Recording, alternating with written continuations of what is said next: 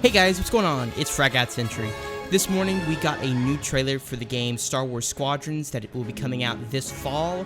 There's so much information to break down from the trailer, as well as the website. We have pre-order info, planets, gameplay info, so much more. But first, I'm going to let you guys watch the trailer, and then I'll dive in deeper.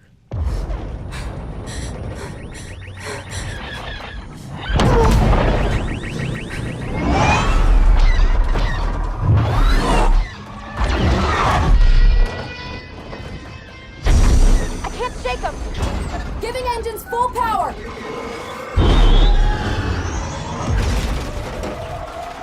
Think you can escape? This is gonna be close!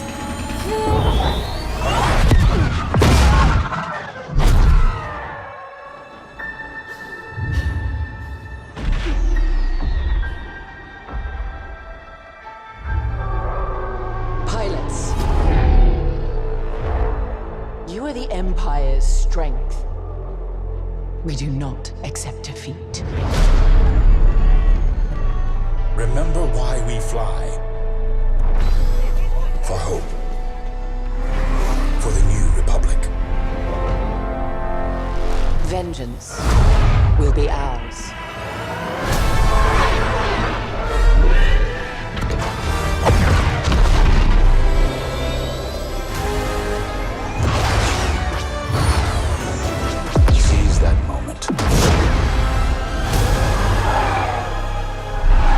When the perfect shot makes history. 5 pilots. 1 squadron. The galaxy's finest.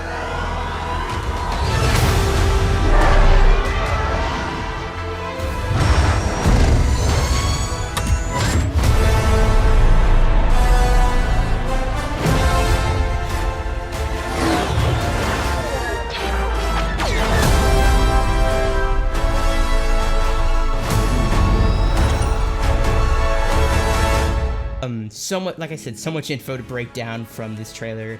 It was really packed full of information, and upon second viewing I picked up a lot of hidden details and small things inside of the trailer that gives us a lot of information about what the game is going to be like, what we can expect from it, as well as some nice little Easter eggs here and there. So the first thing I wanted to break down with this trailer is straight up the fact that we see Hera Syndulla in what seems to be like the Rebellion strategy room.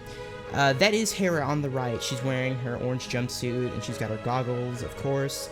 But I thought this was really interesting that that Hera Syndulla from Star Wars Rebels is in a Star Wars video game finally.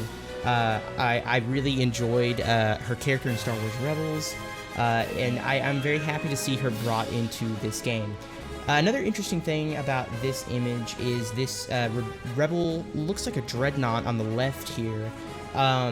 Now, I know this ship was brought in as a new type of ship. The name of this new ship is the Starhawk class battleship. It seems to be like a counter to the Imperial Star Destroyer. We do know that what time in the Star Wars era this takes place. This takes place right after the Galactic Civil War, when the New Republic is formed. So this is pre-First Order, and this is the New Republic fighting the Imperial Remnant at the moment.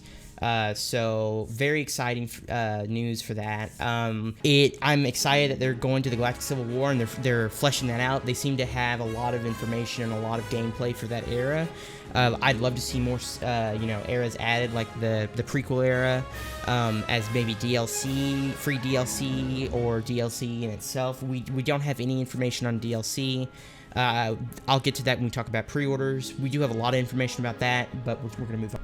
Now, this is a very interesting image right here, because we see these TIE bombers actually have these lasers, like a mini Death Star laser.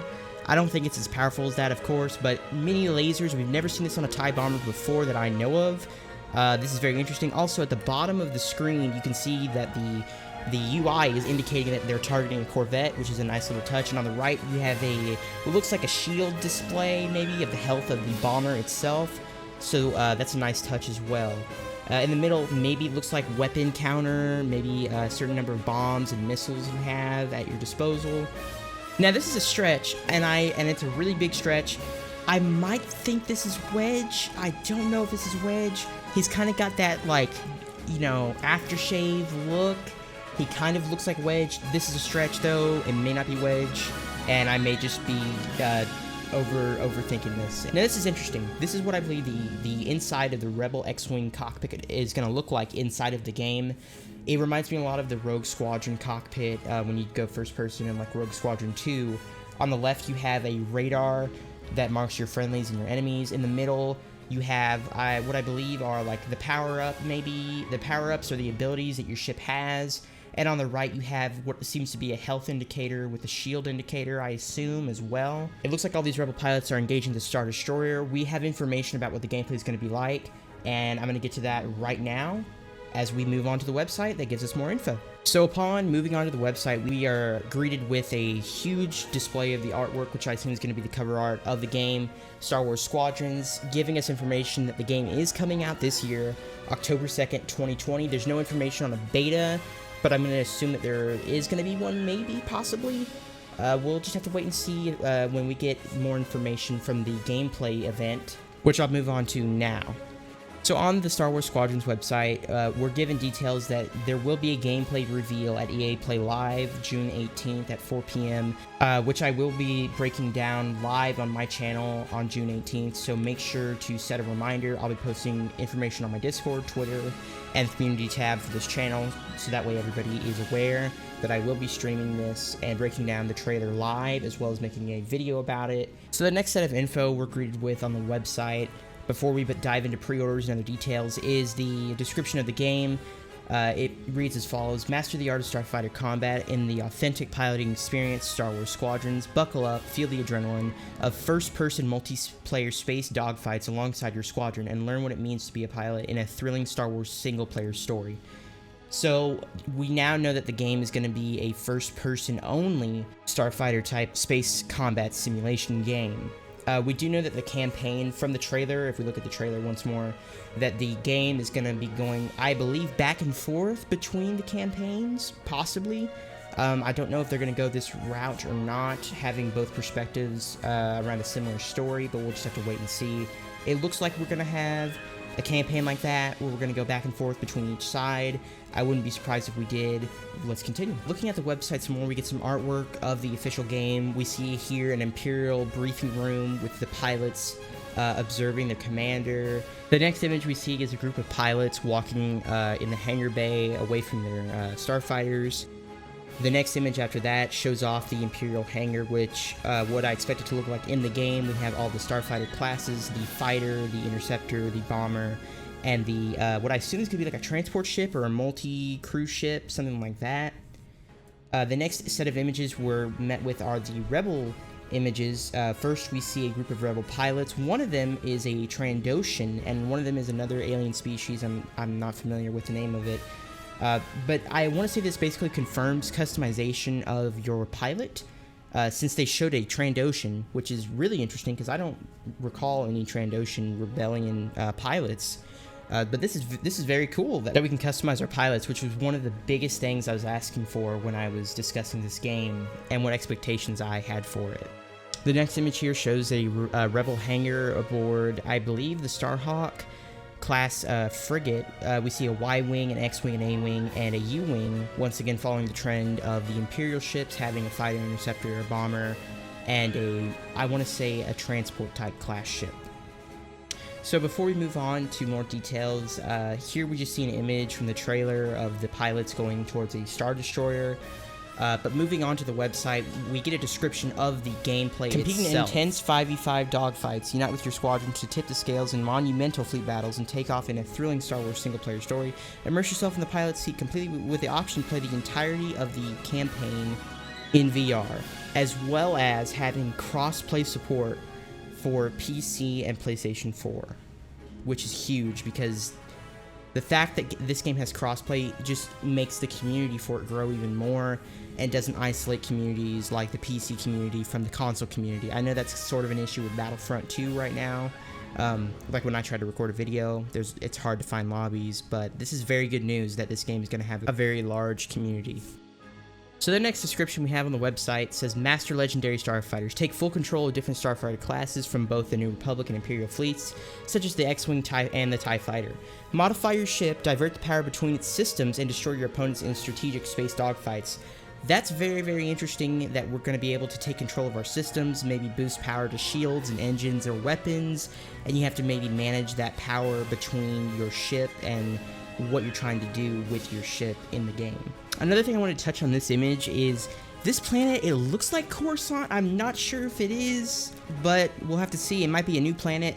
They told us on the website we're going to be going to new planets like Yavin Prime, but we'll just have to wait and see what it is. Either way, I am hyped. So the next thing we're getting to is the pre-order bonus. This game has a pre-order bonus, and they have answered what I have been asking for. We are getting skins in the game.